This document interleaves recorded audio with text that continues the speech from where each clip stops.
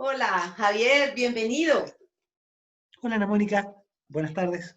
Bueno, pues primero que nada estoy muy feliz y de verdad muy agradecida porque hayas aceptado esta invitación de estar aquí en el sofá y desde el sofá en este espacio que se ha generado de estar encantado de conocer. Entonces, pues digamos que tiene como un principio de cómo a partir de estas conversaciones inspiradoras podemos realmente conectar con un otro que está al otro lado, que no vemos y que seguramente que si algo le resuena, pues está bien para nosotros que esta conversación se haga pública. Así que nada, te agradezco desde mi corazón que estés aquí y honrada de que hagas parte de este espacio, Javier. Muchas gracias a ti por abrir este espacio, ¿no? Así que estoy aquí en mi sillón, listo para lo que quieras que conversemos. Bueno, eso Y con está mucho muy cariño bien. también y partir enviándole mucho cariño también a toda la gente que pueda ver esto y que en estos momentos que estamos en crisis planetaria tan importante, ¿no? Que ojalá estén bien, seguros y que ojalá también aprovechando un poquitito de mirar hacia adentro en estos tiempos que tenemos, donde finalmente nos sobra el tiempo, ¿no? Así es. Y bueno, entonces les quiero presentar a mi invitado especial, así maravilloso, que yo creo que es un regalo que nos da la vida y yo me siento así honrada de que Javier Charme esté aquí desde el sofá. Entonces les quiero presentar quién es este invitado súper especial. Javier Charme entonces es psicólogo clínico con máster en psicología, ha hecho especialización de la cultura Oriente-Occidente, bueno, ha estado en Centro Californiano, que ha sido muy prestigioso, pues, de todos estos grandes maestros que han hecho de formaciones integrales poderosas y profundas. Es director y profesor de la formación transpersonal de Growth para Suramérica, Latinoamérica, entonces creo que, wow, esto es supremamente ganador, conferencista, es profesor también de muchas escuelas, de verdad, gracias a Dios, donde se imparte toda la mirada de Grof y en particular pues esta que lidera Javier. Y bueno, yo lo considero para mí un maestro maravilloso en el que siento que tiene muchísima sabiduría para compartir, muchísimo saber, muchísima conexión que hace que nosotros logremos hacer distinciones, logremos realmente conectar con esos espacios interiores y yo diría que en muchos momentos siento que la conversación, el mensaje que deja Javier es como de provocar ese buscador, de provocar que nosotros realmente nos atrevamos a ir un poquito más de esas zonas conocidas y nos atrevamos a ir un poquito más allá. No sé si hay algo que me haya quedado ahí, Javier, de quién eres. Nada importante. Soy psicólogo clínico, ¿no? A eso me dedico, psicoterapia también. Eso es súper lindo. Sí, eso es muy clave, porque lo esencial que Javier ha aportado muchísimo es en lo transpersonal y en el mundo de la psicología y la psicoterapia. Entonces, con Javier le propuse que rico abordar un tema maravilloso que es la espiritualidad y la psicología transpersonal. Y esa es nuestra conversación del día de hoy. Y a mí me encantaría, Javier, que como una persona que ha caminado durante tanto tiempo, más de 30 años, pues tener uno la oportunidad de que tú nos cuentes un poco de qué hablamos cuando nos referimos como al mundo espiritual, como desde ahí, como empezar a hacer unas distinciones, como desde ahí empezar a expresar como esas características que se convierten en claridades para poder entrar a deslizarnos de una manera, digamos, temporal y podamos recoger todos esos elementos que nos hacen bien tener hoy presentes. Súper. Bueno, te menciono nuevamente, ¿no? Que yo con la mano al corazón, de verdad, no me considero para nada un maestro, ¿no? Sí me siento un buscador eh, comprometido. Y creo que esas preguntas, esa búsqueda, he tenido mucha suerte de poder conectar con verdaderos maestros, grandes profesores, psicólogos, tradiciones espirituales, y de ahí es donde he podido beber, ¿no? Pero eso siempre te lleva finalmente a beber de ti mismo. Entonces me considero un aprendiz. Y creo, como te decía antes, que todos somos aprendices y maestros en diferentes situaciones, en diferentes momentos, ¿no? Y en temas tan grandes como la espiritualidad, yo creo que uno siempre es un aprendiz, porque es el misterio mismo de la vida finalmente, ¿no? De la existencia. O sea, entonces es que hablemos un poquito de la Sí, espiritualidad. me parece Y, súper lindo y te agradezco también y honro esa claridad que también traes, porque ese Mm, ser humano de verdad transparente que nos permite acceder también mm. a esos lugares. Y bueno, bienvenida a toda esa información, Javier. Muchas gracias. Bueno, a mí me gusta mucho hablar de mí en general, pero dos palabritas, ¿no? Yo llegué, o sea, a mí me llegó primero la experiencia espiritual, antes de saber ni qué era una experiencia espiritual, me encontré con una, ¿no? Y para mí siento que esa experiencia fue un despertar, un entrar, un darme cuenta que había estado viviendo un poquitito como un autómata, como que todo me había parecido lógico, normal, y no me había dado cuenta del tremendo misterio que implica estar vivo, de la belleza de la vida misma, ¿no? Y recuerdo esa primera experiencia, que fue la primera de muchas experiencias, pero la primera experiencia siempre tiene algo, ¿no? Y lo que yo Ujú. siento que me di cuenta en esa experiencia es que la vida es algo tan profundo, tan misterioso, tan bello, ¿no? Y que la vida misma es eso que se llama Dios, la verdad, lo que es, ¿no? Y que ese es el misterio más grande que ha existido nunca, y que todos los santos, sabios y maestros de todos los tiempos hablan de eso, de la verdad, de lo que es, de la realidad, incluyéndola uno, ¿no? Entonces, la espiritualidad en general, si uno va como hacia atrás, comienza probablemente eh, en el chamanismo. Esa es probablemente la raíz más antigua. Y el chamanismo, la peculiaridad que tiene es que modifican la conciencia, hacen tecnologías de lo sagrado, procedimientos que permiten abrir el mundo interior, sin ni siquiera entrar a la psicología todavía, ¿no? Abrir la introvisión, la capacidad, eso es metafóricamente el tercer ojo que mira hacia adentro. Y cuando un ser lleva la atención hacia adentro, empieza a crecer, a sanarse, a entender, y ese mismo proceso de mirar adentro te va conectando con esas dimensiones más profundas de uno mismo.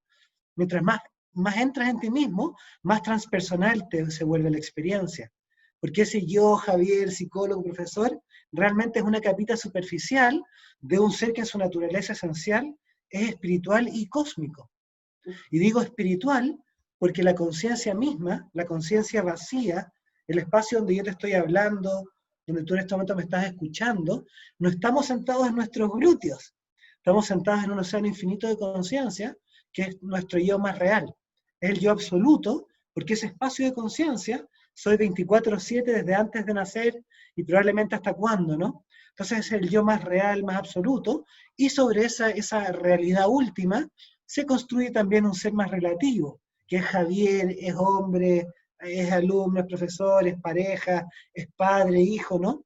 Pero esas verdades relativas son relativas no porque no sean ciertas, sino porque son transitorias. O sea, si yo dejo de ser psicólogo, ya no soy psicólogo. Si me separo, ya no soy pareja, muere mi hijo, no soy padre, muere mi padre, ya no soy hijo. Entonces es cierto eso, pero eso está todo el tiempo dialogando con una verdad mucho más eterna, más cósmica. Y digo cósmica porque somos los seres de las estrellas, querida mía, ¿no? Estamos literalmente en nuestra estrella madre, que es el Sol, a cientos de miles de kilómetros por hora en todas las direcciones, ¿no? Orbitando con la galaxia, peleando con otra galaxia, en un cúmulo de galaxias que viene con otros cúmulos.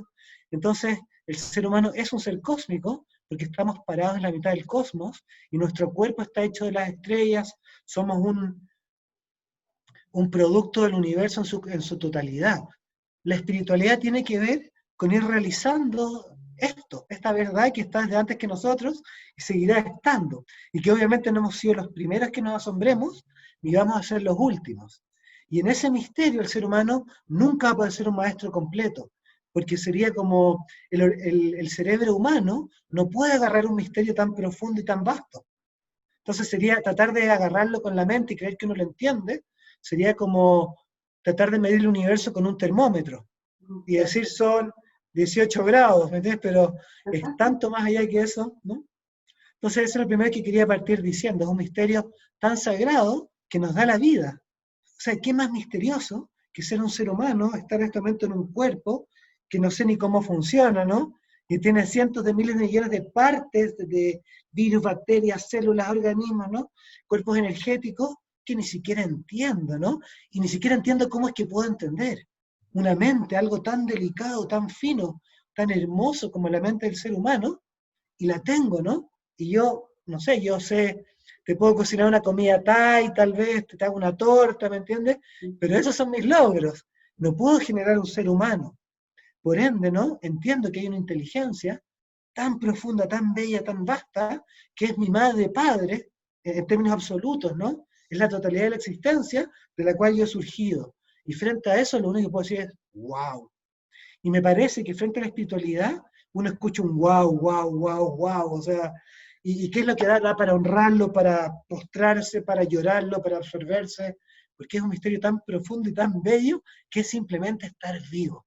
Entonces, qué misterio más grande que estar vivo y qué suerte, ¿no? Qué suerte poder estar por un tiempo tan breve en este misterio del samsara, ¿no? Que es a la vez nirvana, ¿no? En esta realidad tan bella. Y más encima sobre eso tener tantas cosas, ¿no? Por tener una casita, un sillón, gente que te ama, familia, animalitos, ¿no? Y más encima si eso lo podemos unir a la posibilidad de poder hacer algo por el mundo, entonces ya estamos en Nirvana, ¿no? Ahí se pone interesante y la vida se vuelve además de todo, de misteriosa, significativa. Wow, pues mira que yo te escucho y lo que me sale es como una sensación de, como de expansión, como de profundidad, como de, ay, como si fuera algo que es tan poderoso, para mí la palabra ahí sí cabe total como de poderoso, y digo, oye, si esa es nuestra naturaleza esencial, si eso de verdad y ahí es como nuestro origen común, de verdad que es compartido con esta, de verdad, estar vivos, que es lo que hace que nosotros también de alguna manera, Javier, terminemos como tan aislados, terminemos como tan replegados de esa misma naturaleza. Como que, y fíjate que tú creo que me traes como unas conversaciones que digo como en qué momento nos aislamos de esa energía tan, tan poderosa y tan magnética que de alguna manera nos podría entrar a hacer como mayores conexiones, mayor unidad con un presente, mayor unidad con sentir que es estar vivo, mayor como expansión de lo que traemos cada uno. ¿Qué es lo que hace, Javier, que nosotros perdamos como esa esencia de ese principio ancestral? Yo creo que hay varios elementos ahí, ¿no? Pero la cultura occidental en general perdió el conocimiento de estas tecnologías de lo sagrado, que tú las puedes ver en Oriente, técnicas de meditación, ayunos, prácticas, movimientos, respiración, plantas, y lo mismo el chamanismo, ¿no? Con métodos muy concretos para que tú puedas vivir esto. Porque finalmente, si uno lo cree o no lo cree, no sirve, sino que es algo que tiene que estar en el corazón. Pero para que eso ocurra, tienes que modificar de cierta forma la conciencia y dirigirla hacia adentro. Y a Occidente en general eso se le olvidó. Perdimos ese conocimiento y por ende estamos en este desequilibrio donde podemos fisurar el átomo, llegar a la luna, a otros planetas, pero no nos podemos controlar a nosotros mismos. No entendemos cómo funciona la mente, cómo desarrollar la mente, ¿no? El corazón, la bondad. Y creo que parte del problema es la distancia frente a ese conocimiento. Estamos de cierta forma tan lejos de poder entender que somos Budas, que somos seres de las estrellas, que somos seres humanos y que eso tiene un valor increíble, que estar vivo tiene un valor increíble y que cada parte de la existencia en sí tiene también un valor extraordinario.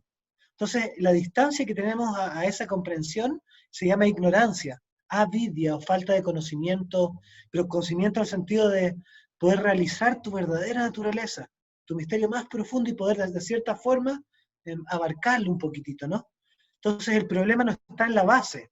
En la base todos somos Budas, somos seres cósmicos, y tu conciencia, mi conciencia y la del Buda son exactamente iguales. No hay diferencia en la base. Y es igual a la de mi gato también. Es simplemente conciencia cósmica. Y en ese punto es trascendente, eterna, ilimitada, completa, pura, ¿no? Y es un tesoro. El problema es que no nos damos cuenta. Y el problema de no darse cuenta tiene que ver con manchas, marcas, nudos cognitivos, afectivos, físicos, que no nos permiten ver la profundidad del lago. Y estamos más bien viéndonos el ombligo, ¿no? Estamos tan heridos, dicho de otra forma, que hay poco espacio para el amor, para la sabiduría, para la compasión. Estamos tan ocupados. El occidental está todo el tiempo corriendo, ¿no? Sí. Entonces hay poco método y poca comprensión que te permita ir hacia adentro. Y eso lo sumaría. El occidental tiende a ser un poquitito ingenuo y un poquitito flojo también. ingenuo, por ejemplo, en el sentido que cree que el Dalai Lama necesita meditar 3 horas todas las mañanas. Pero yo no, yo soy occidental, bello y hermoso, mi mamá decía que soy bonito, entonces con que yo medite 10 minutos al mes, estamos y puedo decir, puedo criticar al Dalai Lama, ¿me entiendes? Puedo tener opiniones a la altura de alguien que tiene un camino real. Y esa ingenuidad está en el occidental, que hace 3 pasos de camino y ya quiere ser maestro. Entonces el problema, por eso te digo que aprendiz, te decía al principio, es que uno tiene que ser aprendiz, aprendiz, aprendiz mucho tiempo. Y hay mucho camino y grandes maestros para ser aprendiz. Y cuando una persona se compromete y camina a la larga, de verdad, cierto camino, tiene algo que puede, ni siquiera digamos maestro, no tiene una experiencia que puede compartir con un otro de una forma legítima, sincera. Porque es lo que tú realmente dices, en el budismo dicen que lo único que un maestro puede entregarte es el camino. Ay. Porque el fruto no te lo puede mostrar el camino para que tú llegues a ese mismo lugar.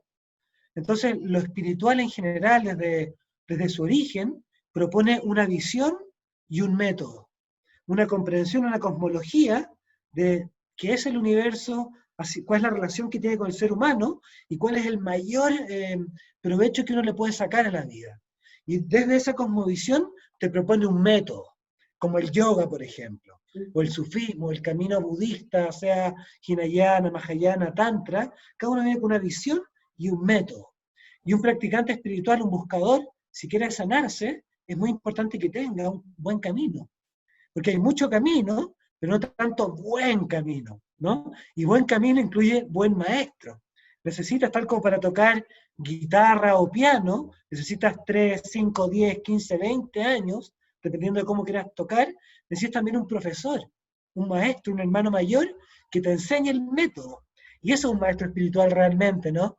Nosotros en Occidente tenemos mucho la visión como primero de un Dios personal, que es un Dios como barbón, caucásico, Jehová, y que hay que temerle un poquitito, ¿no? Que es medio duro, y que es algo separado a la realidad, a la naturaleza, a ti, ¿no? Y hay que mediatizarlo a través de un organismo, dígale usted la iglesia, cualquier religión, entre comillas, ¿no?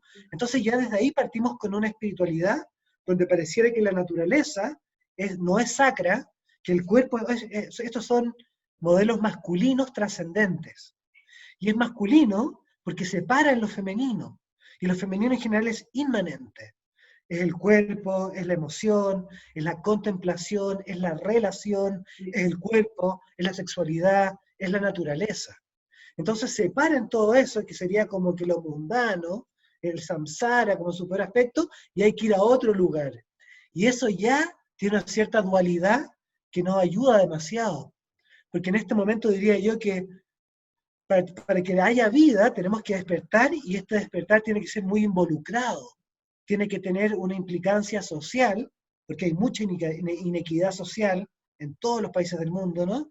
Y hay una ceguera en cuanto a cómo nos relacionamos con la naturaleza. Entonces, ¿de qué nos sirve una espiritualidad?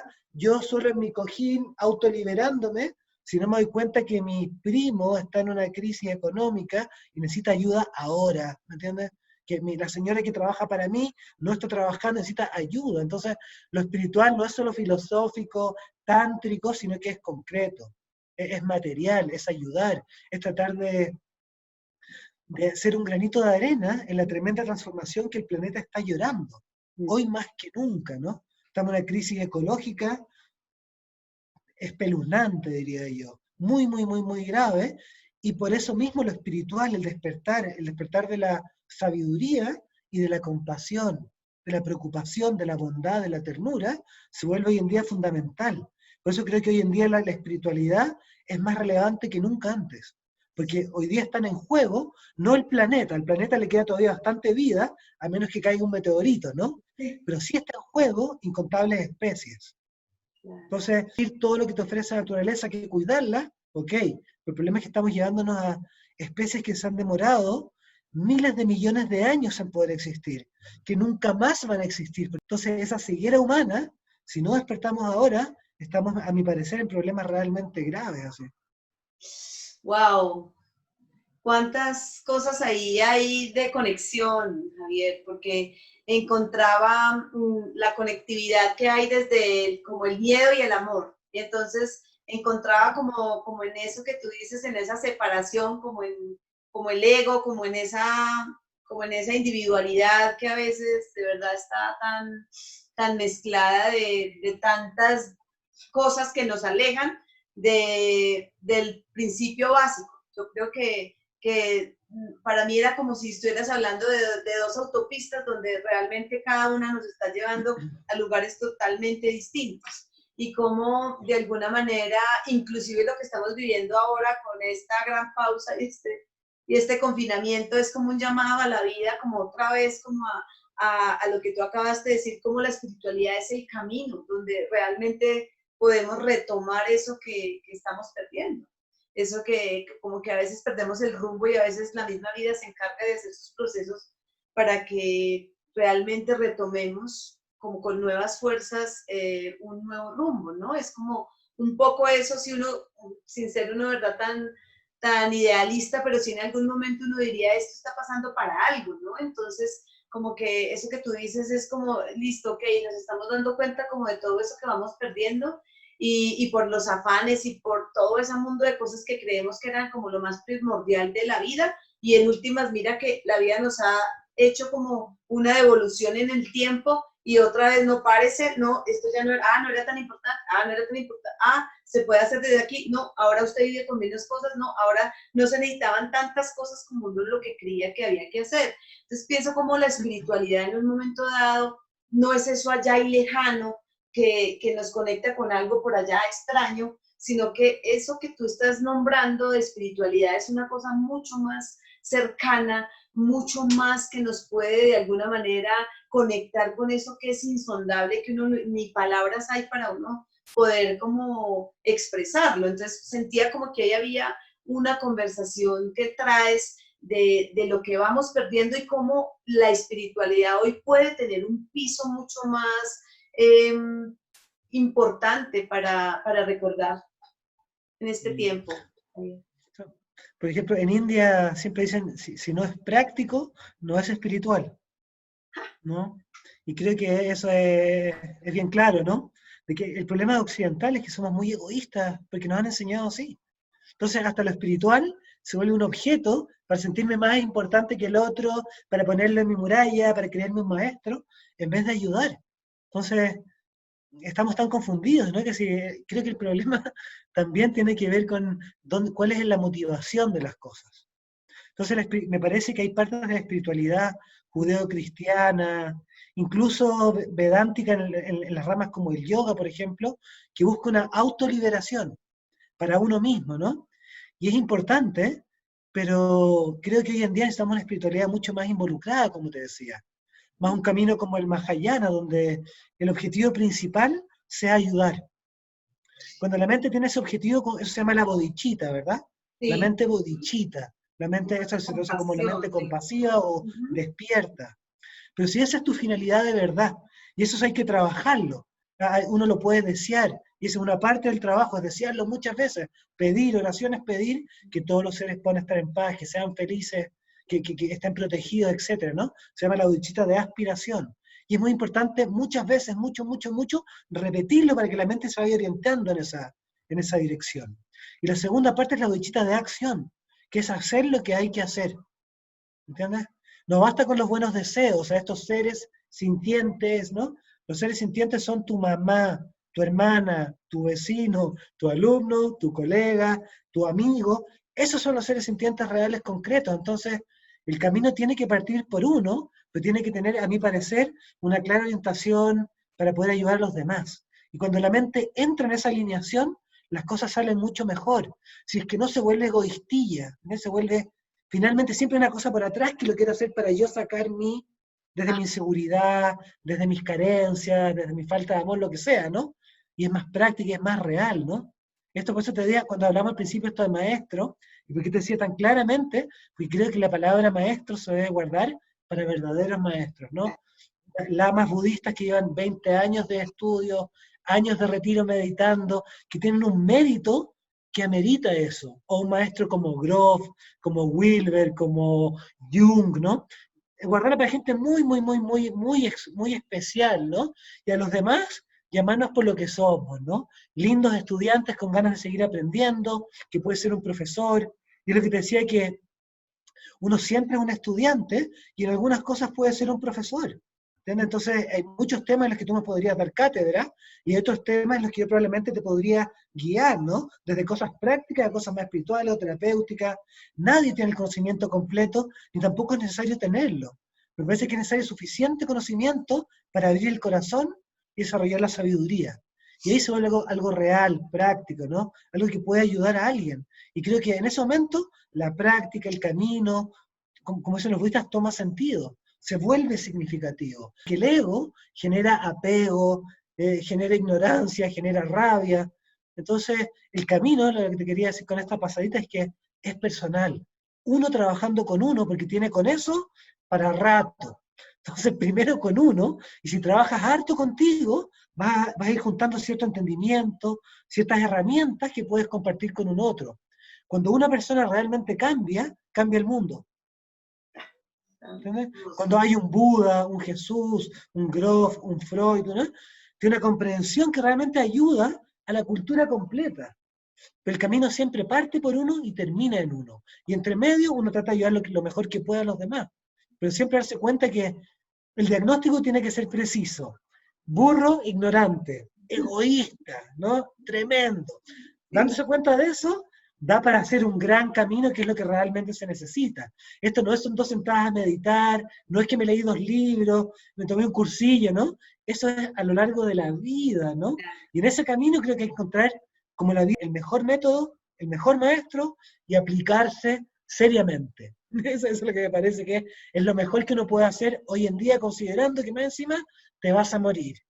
Mañanita, pasadito, dale 10, ¿no? Pero dado que esa es la situación global, mejor tratar de ponerse serio y crecer uno lo más que pueda para poder ayudar mejor. Creo que esa es la esencia de lo espiritual, así en 3 palabras, ¿no? Y luego con muchos adornos, con mucha técnica, mucho método, mucho conocimiento, pero la esencia creo que es lo más importante de tener claro, pues si no es muy fácil perderse en lo espiritual también. Eso te iba a decir, que como hay diferentes miradas de lo espiritual, de alguna manera también eso puede, en vez de dar claridad, distorsionar. Y uno puede estar también convencido de que uno lo está haciendo bien, digámoslo así, pero en lo práctico, si eso no nos lleva a entregar lo mejor, si eso no me lleva a hacer ajustes de mí mismo y de ese mí mismo salir a los otros, pues tampoco nada me gano con que yo misma sienta que me estoy haciendo una super transformación cuando eso no está generando nada en un otro ni en mí mismo, o sea, en nada. Entonces no está, porque lo que yo percibo es que cuando esto entra de verdad en una conectividad profunda, la misma conexión genera una, por sí mismo, una expresión hacia algo. Entonces no es un guardado, no es que tú te guardes como una cueva de algo que necesitas tú guardar como un tesoro y el apego, sino que viene otra cosa como que al contrario, es de verdad lo que tú ahorita estabas expresando de la compasión. Y uno diría, pues tan fácil, no es tan fácil, porque eso es como un nuevo hábito que cultivar profundamente el amor. Entonces mira que amar no es cualquier cosa, amar es algo de verdad de reeducar, de reencontrar, de otra vez volver a esa conexión profunda, Javier. Es que cuando nos alojamos del amor, caemos en el samsara, caemos en la confusión. Porque el problema es uno, como te decía antes, el problema es uno. Y el problema de uno es que cuando hay apego, porque hay un yo muy fuerte, surgen emociones que nos confunden. Estas emociones les dicen emociones aflictivas. No es que sea mala, no es mala, no es mala. El problema es que te hace sufrir a ti y a tus pobres vecinos. Entonces, por eso uno no quiere cultivarlas. Entonces, mientras haya celos, demasiada ambición, egoísmo, rabia, envidia, etcétera, etcétera, ¿no? Esa emoción cuando surge es como un lente que distorsiona la realidad. Y en vez de estar viendo a mi amigo, a mi madre, aparece un enemigo. ¿Entendés? Entonces el problema es la mente de uno, que como está confundida, genera situaciones que distorsionan lo que es. Entonces la cura más directa de eso para poder limpiar la mente, y por eso es tan importante la ternura, la bondad, el amor, es esto que se llama la bodhicitta, es lo que el Buda de la compasión está sosteniendo acá en las manos, que es la compasión misma. Porque esa compasión no es porque adoremos la compasión, sino que cuando tú la generas, limpia la mente y te permite ver, tener un momento de claridad. Cuando hay amor, estamos los dos. No hay yo aquí, tú allá, y que tú eres así, yo soy acá. Eso surge de la ignorancia. Y la mejor forma para curar la ignorancia es la bondad, es el amor, es la ternura, es lo que se llama la compasión, ¿no? Por eso es la joya que concede todos los deseos. Es más valiosa que el árbol que concede los deseos. Dicen que el que tiene compasión en la mano sostiene todo el Dharma. Si no tienes compasión, no tienes nada. No tienes camino, no tienes linaje, no tienes nada. Entonces, si quieres ir al grano, claro, ese es el grano, eso es directo donde hay que ir. Y cuando se genera, se limpia la mente, se abre el corazón, y en ese momento somos transpersonales. Somos espirituales, ¿no? Y no es que ahora no lo seamos. Nos cuesta tan difícil entender que somos Budas, porque esa mente mono, confundida y llena de... se aleja mucho de esta verdad pristina, cósmica, espiritual. Pero cuando la mente se relaja, esa mente es igual en todos, ¿no? Es la mente del Buda, del yogi, la tuya, la mía. Somos ya ese ser. Entonces todo el trabajo que hacemos espiritual, en Advaita Vedanta dicen es Antakarana Shruti. Es básicamente purificar el órgano interno, que es la mente, ¿no? Es calmarla, es suavizarla, relajarla, es purificarla un poquitito. Entonces el problema está, todo el problema espiritual finalmente es psicológico. No hay, desde mi perspectiva, no hay trabajo espiritual propiamente tal. Porque todo el trabajo espiritual es psicológico, es emocional, es corporal, es energético. Porque lo espiritual en sí no tiene problema. La conciencia pura, vacía, vacuidad, la naturaleza de la mente, ese sol radiante, ya está. Y está, está en ti, está en mi gato, está en todos los seres que existen. Es naturaleza búdica, ¿no? Es el Atman, es Shiva, es conciencia cósmica, y en sí tú no lo puedes mejorar porque ya es el tesoro más grande de la creación del universo, la conciencia, ¿no? Eso ya está. El problema, como te decía, es la mente, es el egoísmo, es la confusión, son las heridas que tenemos. Entonces todo el trabajo espiritual tiene que ver con ir sanándonos. Y sanarse es completarse. Healing, en inglés, es volverse whole. Healing es sanarse y whole es la totalidad. Sanarse es completarse. ¿Con qué? Con uno mismo y con la realidad. Con el cosmos, con la naturaleza, con otros seres, conmigo mismo. Esa armonización de la parte y el todo, eso es la sanación, y para que eso sea profundo necesita llegar a un despertar espiritual. Porque si no, no hay fin a la neurosis, si no hay una cierta madurez emocional, y eso tiene mucho que ver con lo espiritual. Qué interesante lo que trajiste. ¡Wow! Yo la verdad estoy feliz aquí salen varios caminitos ahí muy bellos, porque hablaste de purificar, hablaste de limpiar como ese lente que a veces de verdad no vemos como con tanta claridad. Y bueno, has caminado muchísimos caminos y yo te preguntaría, bueno, ¿y cuáles son como los más que nos podrían servir en estos momentos de reeducación, de reaprendizaje de la vida? ¿Qué es lo que más nos serviría de también, aunque ya nos has nombrado algunos como y traídos de diferentes vertientes, pero sería bueno también entonces darles espacio a aquellas cosas que nos ayudan como a hacer esa limpieza, como a hacernos cargo, como no es, o sea, por el hecho de darnos cuenta no es suficiente, necesitamos también hacer algo para poder entrar en una conectividad que nos permita, como tú dices en Occidente, permanecer en una misma línea de tal manera que nos permita ver realmente nuevos hábitos, nuevas consecuencias, nuevas miradas, un nuevo yo, un nuevo estar, un nuevo ser ahí, un nuevo que es el de siempre, sino que es un nuevo en una manera de quien se descubre, ¿no? Entonces, pensaba como en qué es lo que nos serviría, Javier, ahora tener muy a tono, muy presente, muy ahí, como has traído cosas no solamente aterrizadas en un concepto, sino a lo práctico, como qué es lo que más nos serviría para volver como a ese camino de limpiar y de ver un poquito más con mayor claridad. como decía, la primera parte de la pregunta, hay tanto camino espiritual, ¿no? Dice que hay tanto camino espiritual y tanta enseñanza como personas hay. Pues finalmente cada uno es un universo y ha recogido, o sea, tú eres un experimento al igual que yo para la conciencia. La conciencia nunca ha sido colombiana, interesada en el budismo y más encima en la danza, y quizás formado en esto y que es terapeuta, ¿entiendes? Es un experimento cósmico, cada camino individual.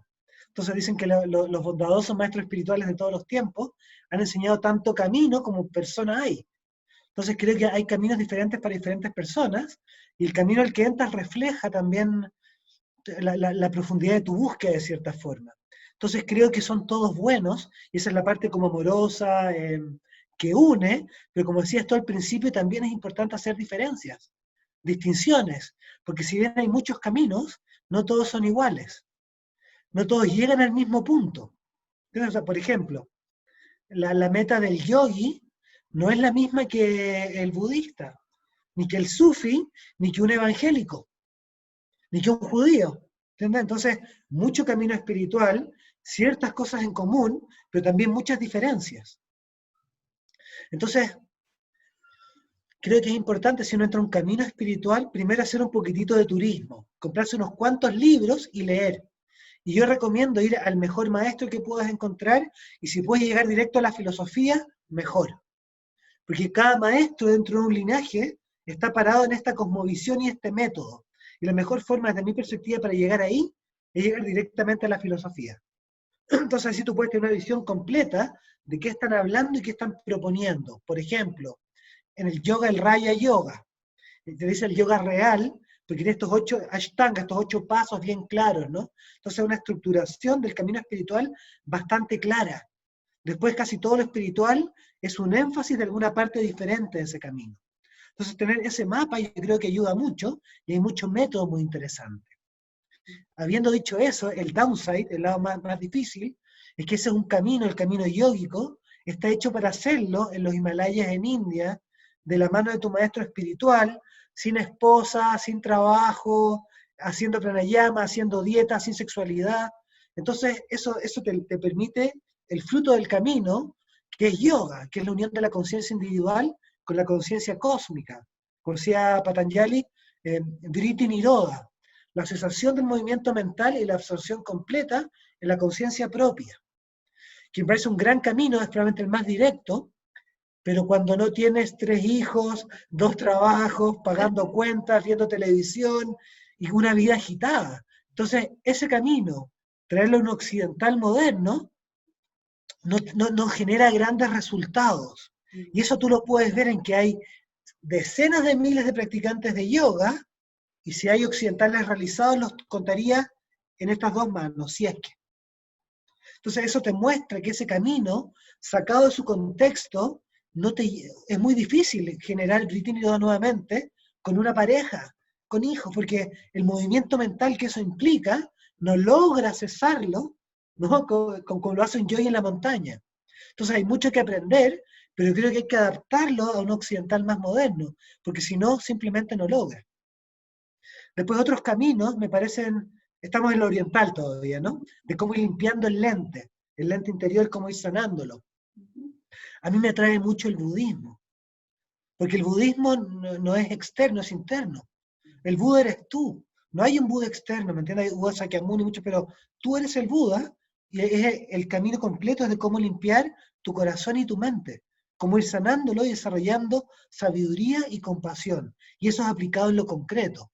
Entonces creo que en lo espiritual oriental, el budismo Mahayana y el Tantra son muy, muy útiles, porque no necesitas hacerte, no hay nada que creer, hay que entender. No te pide, no es dogmático. No eran los budistas en contra de los judíos y en vez de los musulmanes, ¿me entiendes? Como sí caen a veces muchas religiones, que tienden a ser, ponen una religión en contra de la otra, y eso no es la solución. Entonces creo que el camino budista Mahayana te permite una comprensión muy práctica que te ayuda a transformarte. Nunca se aleja mucho de que eres tú el problema y eres tú la solución también. Entonces creo que es un camino rápido, no ocultista, sino intelectualmente muy, muy claro. Cuando tú lees un lama, al Dalai Lama, ese tiene una lógica oriental que es perfecta. no hay errores lógicos, ¿no? Sino que es muy clara, muy concreta, y nuevamente la filosofía oriental es práctica. No está hecha para guardar conocimiento como a mí me pasa a veces con los filósofos orientales, que lo estoy leyendo y me parece que ni él entiende lo que está diciendo. Entonces, ¿cómo quiere que lo entienda yo si ni él lo entiende? Porque viene de una mente que está confusa, que es diferente a leer al Dalai Lama, a un Lama, a Namkhai Norbu, que son mentes realizadas. Entonces, cuando una mente está clara, el camino es mucho más claro y mucho más directo. Entonces, creo que es importante encontrar el mejor linaje, el mejor camino, el mejor maestro y entrarle por ahí. Más profundo, más amoroso, más sabio y ponerse a practicar un buen rato. Y si dentro de eso puedes encontrar un lama, un maestro, un verdadero maestro, ¿no? Verdadero maestro, en los términos que estaba hablando antes, ¿no? Décadas de camino dentro de un linaje que lo reconoce como un verdadero maestro, ¿no? Y ponerse a sus pies, hacerle ofrenda y que te dé enseñanza a poder transformarte. Pero el problema es que queda poco tiempo, ¿no? Eso es lo oriental, desde mi pequeña perspectiva, ¿no? Pasando a lo occidental, me parece que el método terapéutico, nuevamente, el que tenga la visión más clara, más profunda, más clínica, con los mejores estudios, y el método más potente. ¿Por qué el más potente? Porque el psicoanálisis no te lleva a un despertar espiritual. Y eso lo puedes decir no porque lo diga yo, sino porque toda la historia te muestra que no termina un despertar espiritual. Lo conductual, menos. Lo cognitivo-conductual puede tener muchas herramientas que te pueden ayudar a ir desarrollando la temática, ¿no? Lo sistémico para arreglar ciertas cosas familiares, una visión amplia, sí, pero no para un despertar espiritual profundo. ¿Entiendes? Lo junguiano sí, un camino mucho más profundo, más culto, pero en cuanto al método, para mi gusto, es un poquitito lento y no llega a la profundidad necesaria. Por eso a mí en lo personal me fascina la psicología transpersonal. Y dentro de eso particularmente la psicología grofiana, porque viene de investigación clínica, psiquiátrica, de miles de casos, de décadas, de equipos de investigación, y es, hacer investigación de la conciencia, no es simplemente otra teoría más. Porque nosotros podemos especular, Ana Mónica, por ejemplo, qué es lo que hay arriba de esta montaña que está aquí cerquita de mi casa. Yo te puedo decir, hay una casa roja. Tú me dices, no, hay una pelota azul, y hay 25 personas que están diciendo que hay algo diferente.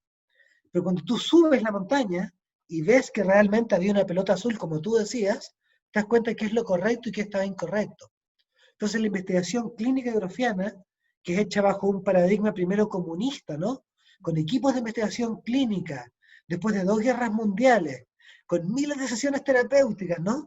Con pacientes psiquiátricos, gente muriendo, 200 y tantos, médicos, psiquiatras, enfermeras, psicólogos, artistas, ¿no? Y eso muestra que la psiquis humana tiene una estructura, una profundidad que es mucho más vasta de lo que había visto Freud, Rank, Reich, Adler, Klein, hasta el mismísimo Jung. Y que esa estructura de la psiquis que genera las dificultades que experimentamos como síntomas, como confusión, no es solamente biográfica y por eso no funciona el psicoanálisis a ese nivel, sino que tiene capas perinatales, o sea, traumatismo fetal no digerido. ¿No? Hay partes de cómo veo el mundo, cómo me siento, cómo creo que es la realidad, que están teñidas por miedos que no solamente son biográficos, abandonos, maltratos, carencias, sino que hay dimensiones de eso que son literalmente perinatales. Y cuando tú trabajas en estados ampliados de conciencia profundos, fuertes, el hecho es que la gente revive lo biográfico, revive los traumas perinatales en vivo y en directo, y más encima se abre un inconsciente colectivo, pero siendo más técnico, transpersonal. Entonces, con ese método, llegas desde lo clínico, desde el trabajo interno profundo, a tal profundidad que puedes limpiar las capas biográficas perinatales, pero también acceder de primera mano al tesoro sagrado de la profundidad de tu inconsciente, supraconsciente, y ahí de primera mano vives lo espiritual. Lo sientes, te absorbes en la conciencia, tienes experiencias de gratitud, emocionales, ¿no? de tanto maravilla, encuentros con los arquetipos, lo vives en ti mismo, ¿no? Entonces, eso mueve muy rápido lo espiritual. Y se despiertan preguntas que te llevan a un compromiso muy profundo en algún camino, que sea cual sea el que tú elijas, ¿no? Entonces, por eso a mí me gusta mucho la psicología grofiana, porque creo que dentro de la psicología tiene la visión más amplia y el método más poderoso. Y me gusta tanto porque creo que la situación en el planeta es grave. No podemos perder y perder y perder meses, años tratando de entender, ya se entendió. Ya sabemos cómo mover los síntomas, cómo trabajar con la psicopatología de una forma no farmacológica. Y si no funciona eso, ok, toma medicación, pero es bueno saber que se puede llegar mucho más allá de donde llega la palabra verbal. Y el método terapéutico, biográfico, intelectual, ¿no? Que no es muy poderoso, esa es la verdad, esa es mi experiencia, ¿no? Hay ciertos síntomas, ciertos problemas, incluyendo todo lo espiritual, ¿no? Que no lo puedes conversar, lo puedes conversar, pero no llega, necesitas sentirlo en ti mismo. Hay un reconocimiento de tu verdadero ser, de tu sacralidad, de la belleza de tu alma, que ocurre en los estados holotrópicos de conciencia. Y me parece que eso hoy en día es posible hacerlo, porque ya conocemos cómo catalizar la psiquis y entendemos cómo acompañar un proceso de esa profundidad, de esa potencia, que te lleva hacia lo espiritual. Por eso a mí esas 3 líneas que te decía han sido parte importante de mi camino, ¿no? Y también me he nutrido de muchas técnicas, me interesa de todo, la alquimia, tantra, la astrología, ¿no? Lo junguiano también, tantas cosas que son bellísimas, ¿no? Pero si me preguntas así, dada la gravedad del diagnóstico, lo que habría que hacer es ponerse bien serio y ponerse a trabajar muy profundo con uno, con los mejores métodos, con las mejores técnicas. Yo creo que esa es la mejor forma de ayudarse y de ayudar a un otro. Wow, wow, cada vez, Y de verdad, complementar estas cosas, ¿no? no, pero te agradezco mucho porque mira cómo le vas dando como el marco a una investigación seria, como es todo lo de Stanislav Grof, creo que pues todos sus libros, todas sus intervenciones, todo, bueno, que tuvimos también aquí, gracias a Dios, el privilegio de tenerlo en Colombia, y bueno, tantas cosas y tener la formación de verdad que también es un privilegio, porque es como a través de todos estos procesos lo hacemos carne, como de alguna manera de verdad nos acercamos a esto de verdad y lo sentimos. Y no es solamente una lectura de un libro más de alguien que por allá investigó y se dio y pasa a ser como un investigador más que aporta algo al mundo, sino que esto de verdad tiene mucha fuerza por lo que de verdad se vive y se puede revivir cada vez que uno accede en este caso estamos hablando de respiración holotrópica. Entonces me gustaría como un poco que tú nos contaras qué es la respiración holotrópica para quienes nos escuchan por primera vez este término, teniendo en cuenta que entonces estamos hablando de la psicología transpersonal que nos lleva a conectar como con esa, como tú mismo lo estabas expresando hace un rato, con esa experiencia espiritual. Entonces, mi pregunta, digamos, es como a clarificar, ya que tú nos estás dando este regalo tan maravilloso de tantas fuentes, poder entonces en la psicología transpersonal darle un lugar a este método concreto que es la respiración holotrópica. Cuando hablamos de ella, ¿a qué nos referimos para los que nunca han escuchado ese término? Tal vez uno de los descubrimientos más interesantes es que existen ciertos estados que pueden ser tremendamente curadores, psicointegrativos, ¿no? Y estos se llaman estados holotrópicos de conciencia, para ser un poco más técnicos, que te llevan en dirección de la totalidad. Entonces, esto nos da para tocar un poquitito, aunque sea un pincelazo, del Para la chamanismo. próxima, vuelves, por favor, en ese tema. El chamanismo, por ejemplo, es el método más antiguo de curación que hay en el planeta, que tiene literalmente decenas de miles de años y está expandido en prácticamente todos los continentes, ¿no? En casi todas las culturas. Y el chamanismo tiene una característica que une las diferentes formas, que es la inducción de un estado holotrópico. Entonces es bien increíble darse cuenta que el chamanismo se dio cuenta que la forma más efectiva para sanarnos es modificar la conciencia, ¿no? Y generar una conexión entre el ego superficial y el mundo interior, el self, el inconsciente profundo, el supraconsciente, ¿no? Y que desde esa conexión se moviliza un proceso terapéutico que supera por mucho cualquier tipo de intervención verbal o física que uno pudiera hacer desde afuera. Que hay una inteligencia muy profunda en el organismo, o sea, es decir, como que tal como el cuerpo tiene herramientas de autocuración, la psiquis también las tiene. Entonces, el gran descubrimiento de Grof, que permite que surja de cierta forma psicología transpersonal, es darse cuenta que se pueden catalizar estados exquisitos de conciencia que movilizan la capacidad autorregenerativa del sistema, del organismo, y genera por su propia inteligencia una experiencia multidimensional que abarca cuerpo, energía, emoción, cognitivo, imágenes, espiritual, en turbo, al mismo tiempo, y hace un proceso que es un misterio.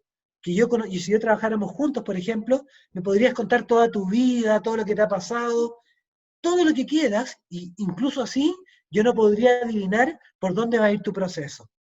¿Entiendes? Porque es único, pero sí moviliza estas dimensiones de la conciencia.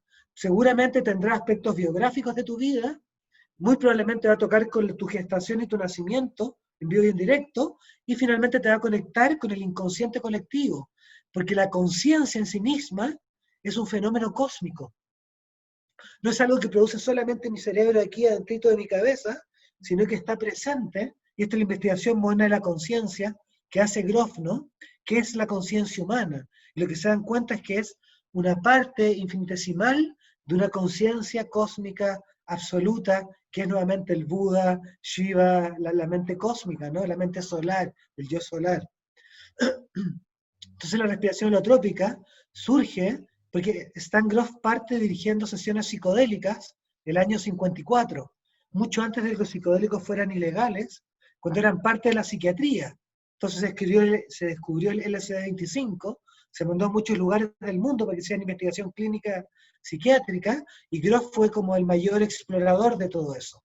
Y él dirigió cerca de 4.000 sesiones individuales de holotrópicas, muchas con dosis bastante altas de psicodélicos. Entonces en ese momento tú puedes ver la psiquis en vivo y en directo, puedes bypassear los mecanismos de defensa y observar qué es lo que realmente hay ahí.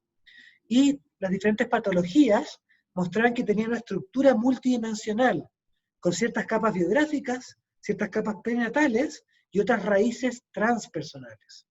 Entonces el sistema espontáneamente te lleva a ir resolviendo esos traumas, esos sufrimientos, ¿no? Y se va como autopurificando, autosimplificando su funcionamiento al ir liberando cierto material que elige el mismo sistema. Entonces de ahí sale este mapa ampliado de la conciencia y el método terapéutico que más allá de la respiración, más allá de la ayahuasca, o el tambor, o los hongos, o el ayuno, es la catalización de este proceso psicointegrativo que es el estado holotrópico. Y es traer de vuelta muy antiguas comprensiones chamánicas de vuelta a lo mejor de la psicología.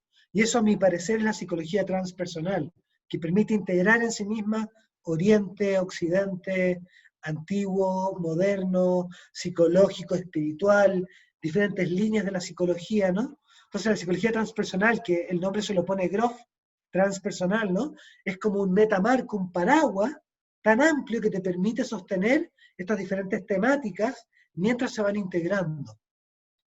Y la respiración holotrópica es como la técnica central hoy en día de la psicología transpersonal. Y digo hoy en día porque la forma más efectiva de catalizar un proceso holotrópico, sin duda, son los psicodélicos, y en particular el LSD-25, hasta el día de hoy en el planeta, ¿no? Luego de eso viene la respiración holotrópica para mi gusto, que te permite llegar básicamente a los mismos lugares, pero no es tan poderoso como lo más poderoso del mundo, que sería la terapia psicodélica. Eso es del 1 al 10, ese es el 11. De ahí para acá entramos en la terapia catalizada con hiperventilación, que tiene el mismo marco, la misma comprensión, la misma preparación, contexto, trabajo corporal cuando es necesario, e integración. Mucho más allá de donde llega la terapia verbal. Entonces, como cerrar esto, ¿no? Si es que una persona tiene un síntoma emocional complejo, angustia, depresión, se está cortando, llegando hasta lo psicótico, ¿no? Todo el rango, tú tomas el DSM-4R prácticamente completo, dejando fuera lo orgánico. O sea, esto es producto de un tumor degenerativo, circulatorio, dejando de lado lo orgánico, que sigue siendo un porcentaje bajo de los problemas emocionales, ¿no? Para todo ese paquetito, lo mejor que pareciera que uno puede entregar es la modificación de la conciencia para que el síntoma se pueda solucionar a sí mismo. Entonces, si tienes problemas graves hoy en día, vas a un psicólogo pero el alcance de la terapia verbal no llega a los síntomas graves, por lo cual te mandan al psiquiatra. Pero el psiquiatra no hace terapia hoy en día, sino que es un trabajo meramente paliativo. Toma el síntoma y lo intenta enmascarar. Entonces, por ejemplo, te dan algo para que no sientas ansiedad, para que te puedas quedar dormida, pero no curan el problema emocional, infantil, perinatal, no va a la génesis, sino que solamente se preocupa de frenar el síntoma. Y eso no es gratis, porque frenar el síntoma implica frenar el sistema completo. Si tú tomas los antidepresivos, mucha medicación psiquiátrica, la lista de efectos secundarios es bastante larga. ¿Entiendes? Entonces, hoy día tomas el DSM-4R, ni siquiera explican por qué surge el problema. Solamente lo describen y eso te llega a cierto fármaco de moda que es el que lo puede atacar. Pero no es curación real.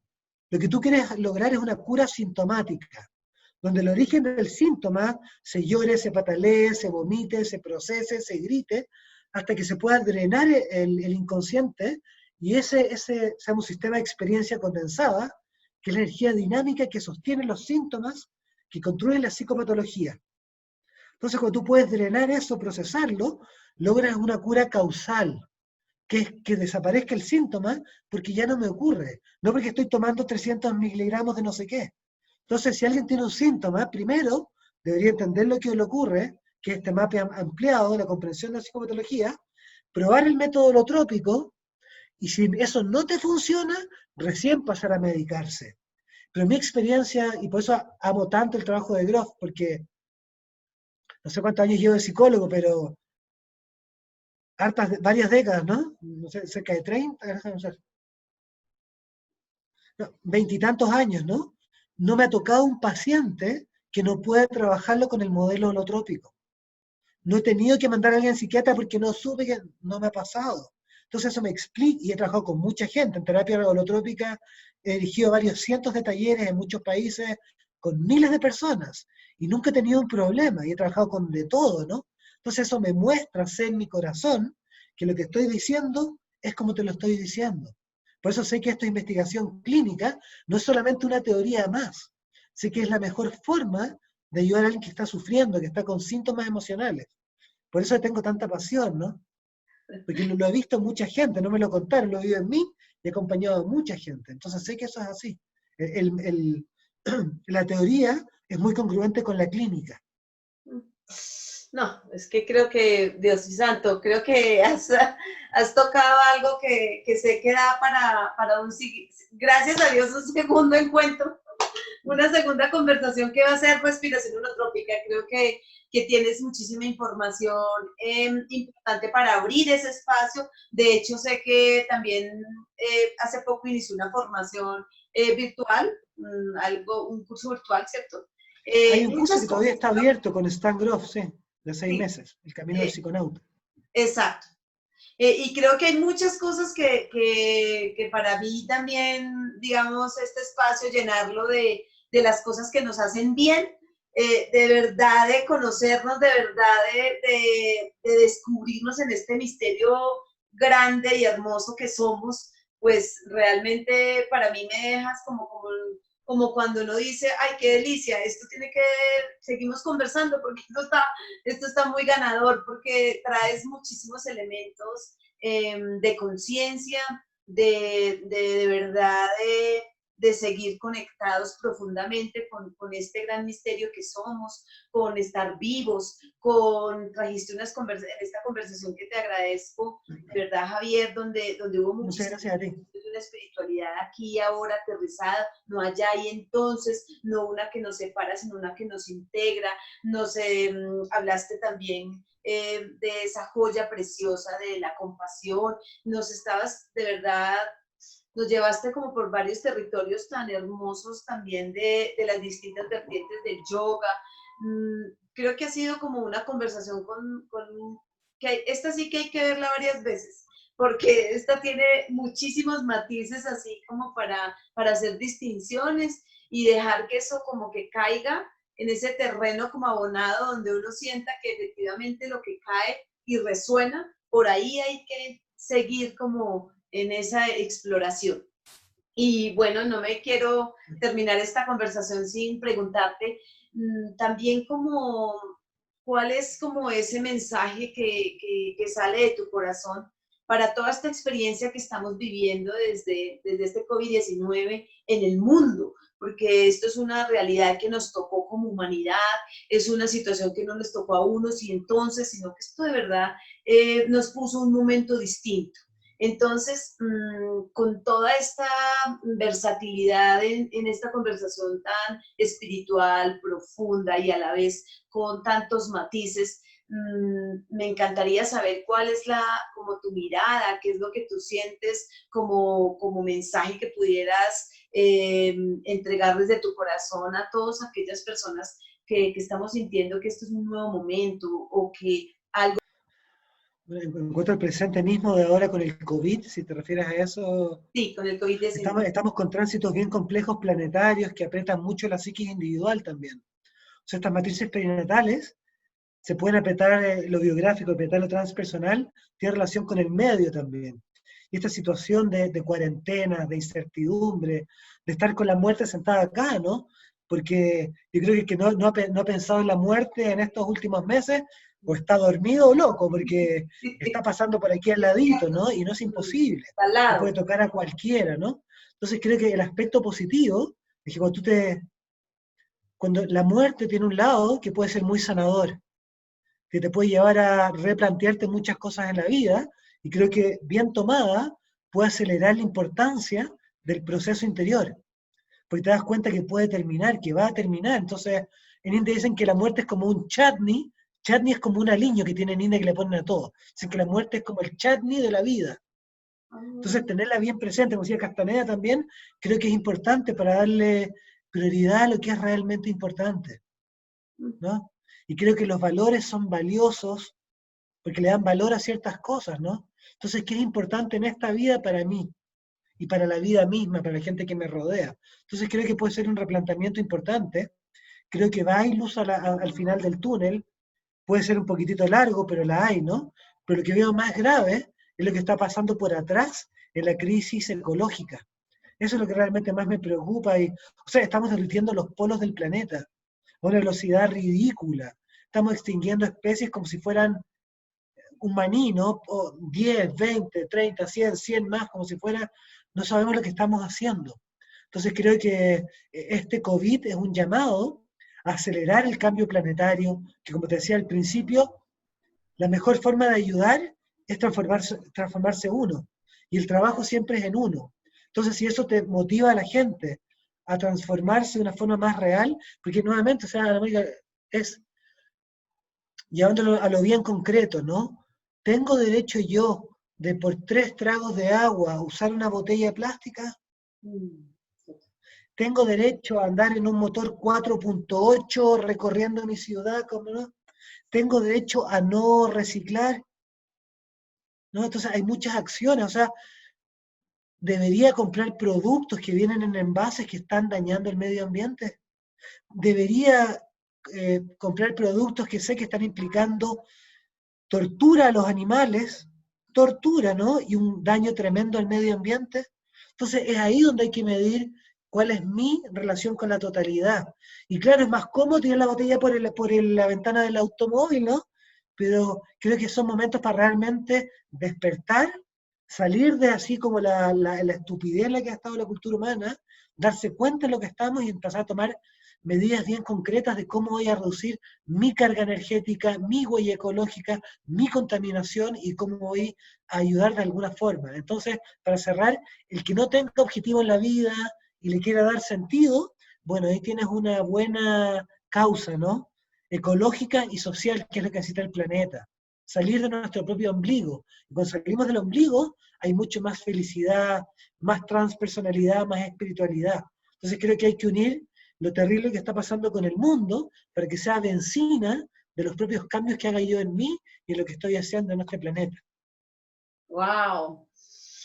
Maravilloso. No, de veras que solamente me queda como claro cuando alguien dice algo y eso es cierto, como que uno queda como en un silencio, como que va más allá de las palabras y así quedo yo en esta conversación como de ese silencio reflexivo, de esa gratitud profunda con tu presencia, con todo lo que Gracias a ti, muchas has gracias. puesto otra vez como en ese horizonte que a veces perdimos, y esta conversación nos trajo una nueva mirada, y Ojalá. agradecerte esa presencia tan enriquecedora, que sé que todos los que seguramente van a ver esta conversación van a resonar con muchas de las cosas que nos compartiste, Javier.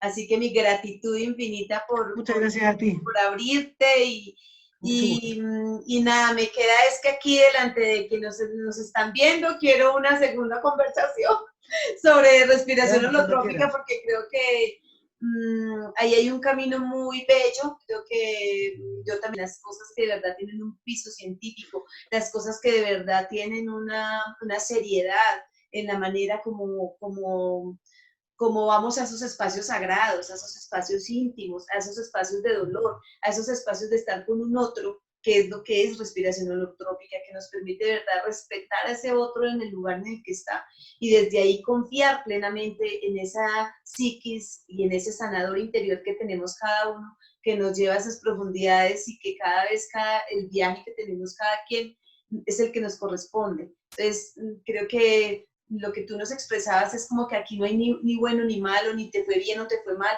nos va como nos corresponde, y hay un aprendizaje para cada quien. Entonces me parece que en esa línea hay siento que una transparencia en lo que tú estás expresando, que de verdad que te agradezco desde mi corazón esta Con mucho oportunidad gusto. tan maravillosa. Quedamos comunicados y muchísimas gracias a ti. Gracias, Saludos a todos. Javier. Bueno, entonces en la próxima. Gracias, Javier. Hasta la próxima. Hasta la Dale, próxima. chao, chao. Chao, chao. Ay, también a todos los que nos están viendo, pues un saludo especial, de verdad. Gracias por escucharnos.